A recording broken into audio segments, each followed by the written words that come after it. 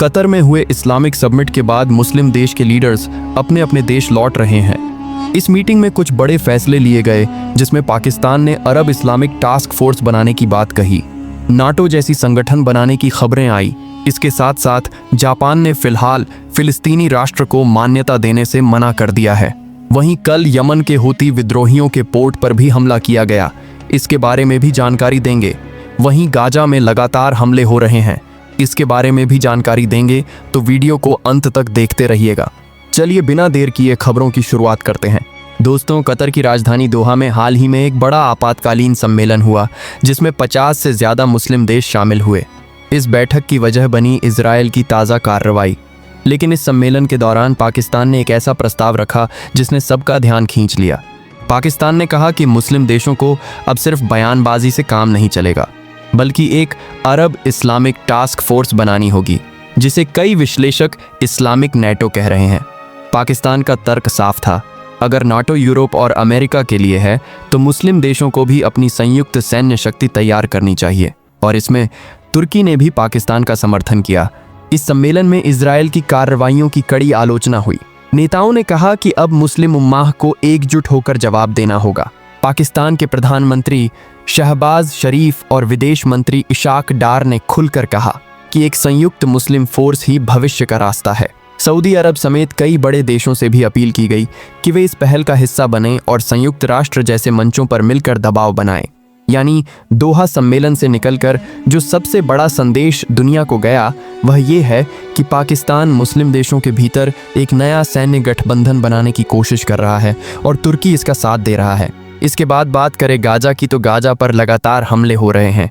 हाल ही में इजराइल ने Gaza city में ज़मीनी हमला शुरू किया है। अल जजीरा की रिपोर्ट के अनुसार इस हमले में अब तक कम से कम 78 फिलिस्तीनी मारे जा चुके हैं। ये हमला गाजा के घनी आबादी वाले दराज आवासीय इलाके में हुआ है।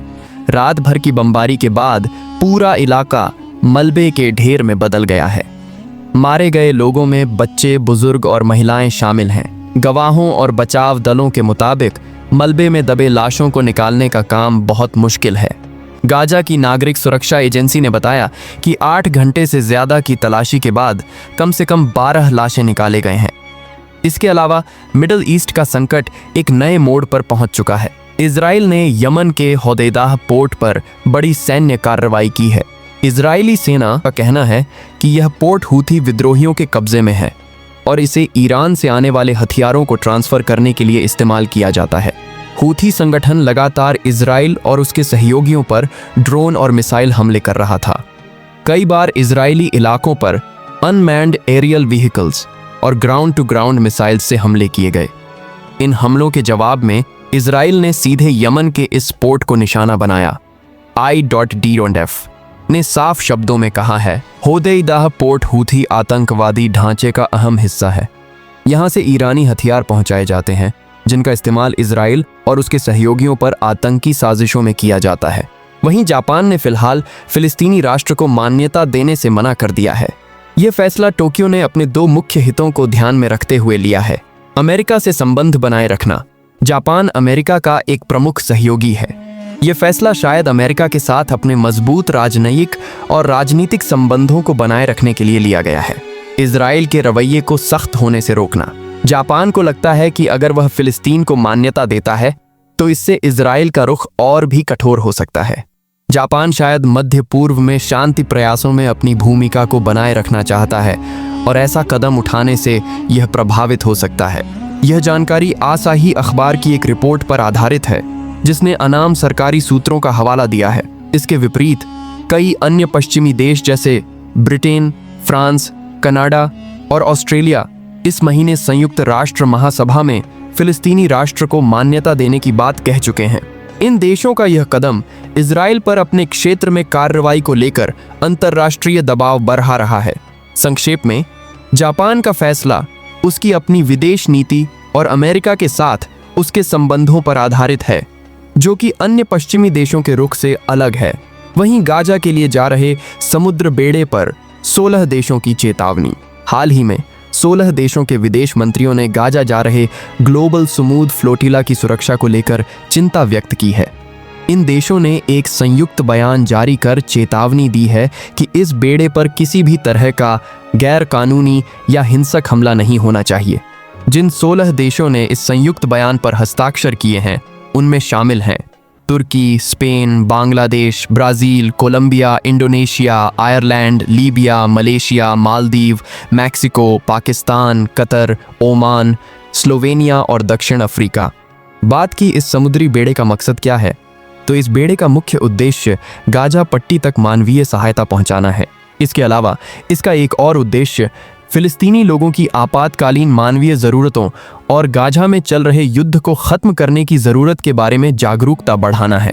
विदेश मंत्रियों ने अपने बयान में कहा है कि शांति स्थापित करने और मानवीय सहायता पहुंचाने के ये दोनों लक्ष्य अंतर्राष्ट्रीय कानून का सम्मान करते हुए उनकी सरकारों द्वारा भी साझा किए जाते हैं।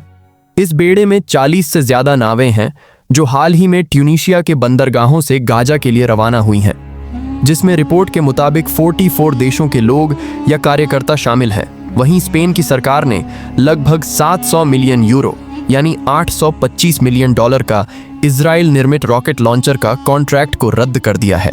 यह कदम ऐसे समय पर आया है जब स्पेन के प्रधानमंत्री पेड्रो सांचेज ने पिछले हफ्ते यह घोषणा की थी कि उनकी सरकार एक कानून के तहत इजराइल के साथ सैन्य उपकरणों की बिक्री या खरीद पर प्रतिबंध को लागू करेगी। उन्होंने यह निर्णय गाजा में हो रहे जेनोसाइड के चलते लिया है। वहीं कनाडा के प्रधानमंत्री ने कहा, इजिप्ट, जॉर्डन और कतर के नेताओं के साथ इस बात पर सहमति जताई है कि गाजा में स्थायी युद्ध विराम यानी परमानेंट सीज़फायर की ज़रूरत है। वहीं जियोपॉलिटिक्स की दुनिया में एक बड़ी हलचल हो रही है। अमेरिका ने बांग्लादेश के चटगांव में अपनी सैन्य गतिविधियां बढ़ा दी हैं और इस कदम ने भारत और म्यांमार जैसे पड़ोसी देशों में भू राजनीतिक तूफान खड़ा कर दिया है। ये सब शुरू हुआ नोबेल पुरस्कार विजेता मोहम्मद यूनुस के बांग्लादेश की सत्ता संभालने के बाद। द इकोनॉमिक टाइम्स की एक रिपोर्ट के अनुसार तब से अमेरिकी सेना ने चटगांव में कई बार दौरा किया है, जिसमें टोही मिशन और संयुक्त अभ्यास शामिल हैं। इसी साल बांग्लादेश और अमेरिका ने ऑन ऑपरेशन पैसिफिक एंजल 25 और टाइगर लाइटनिंग 2025 जैसे अभ्यास भी किए हैं। हालांकि यह मामला सिर्फ सैन्य अभ्यास तक सीमित नहीं है। पूर्व प्रधानमंत्री शेख हसीना ने अमेरिका पर आरोप लगाया था कि अगस्त 2024 में उन्हें सत्ता से हटाने के पीछे अमेरिका का हाथ था। उन्होंने कहा था कि अमेरिका ने उनसे सेंट मार्टिन द्वीप अपने हितों के लिए मांगा था और मना करने पर उन्हें पद से हटाने की कोशिश हुई। विश्लेषकों का कहना है कि यह सब बंगाल की खाड़ी में बाहरी शक्तियों की बढ़ती भागीदारी से जुड़ा है। वॉशिंगटन और बीजिंग दोनों म्यांमार के विद्रोही समूहों को लुभाने की कोशिश कर रहे हैं। ऐसे में बांग्लादेश में अमेरिका की बढ़ती सैन्य मौजूदगी इस पूरे क्षेत्र के लिए एक नया भू राजनीतिक समीकरण तैयार कर रही है।